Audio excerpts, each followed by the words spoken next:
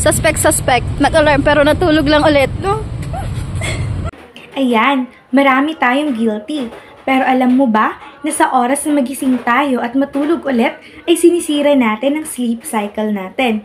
Kaya kahit bagong gising ka, pakiramdam natin na kulang pa rin ang tulog at pakiramdam mo pagod ka.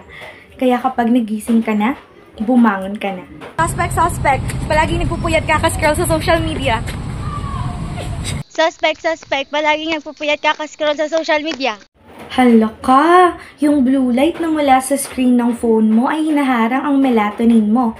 Ano yung melatonin? Yun yung hormone na tumutulong sa atin para makatulog. Kaya kapag oras na ng pagtulog, matulog ka na. Hindi totoo na nakakaantok ang mag-phone. Kaya tama na sa scroll at pagpupuyat sa maling tao. Char! Suspect! Uminom ng kape bago matulog. Hoy! Ayan, alam ng may caffeine na pampagising, umiinom pa rin, tapos magrereklamo na hindi makatulog. Ano yun? Suspect. Walang consistent na oras ng pagtulog. Ganda! Sinisira mo ang circadian rhythm o body clock mo. Dahil dito, hindi nakakapag-adjust ng maayos ang katawan mo, kaya kahit mahaba ang tulog mo, hindi ito nagiging sapat para sa maayos na pahinga. Kung gusto mo maayos ang body clock mo, dapat meron kang consistent na oras ng pagtulog. Consistent na oras ng pagtulog, hindi na pagpupuyat. Umayos ka. Suspect. Lagi natutulog na matagal sa hapon kaya hirap na makatulog sa gabi. Ay! Bakit bawal mag-nap ng sobra-sobra? Ang labis na pagtulog sa hapon ay maaaring makasira sa sleep schedule at magdulot ng hirap sa pagtulog sa gabi. Ang maikling nap ng 20 to 30 minutes ay sapat na upang ma-refresh at hindi makaapekto sa nightly sleep routine.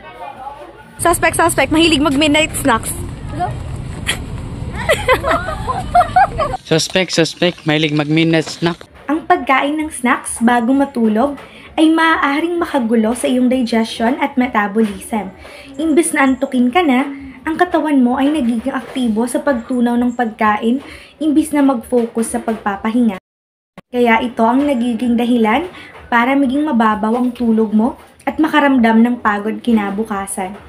Kaya kung gusto mong masira ang sleep cycle mo, mag-alarm ka tas matulog lang ulit, palagi kang magpuyat kaka-scroll sa social media, uminom ka ng kape o milk tea bago matulog, wala kang consistent na oras ng pagtulog, at kumain ka ng midnight snacks. Char!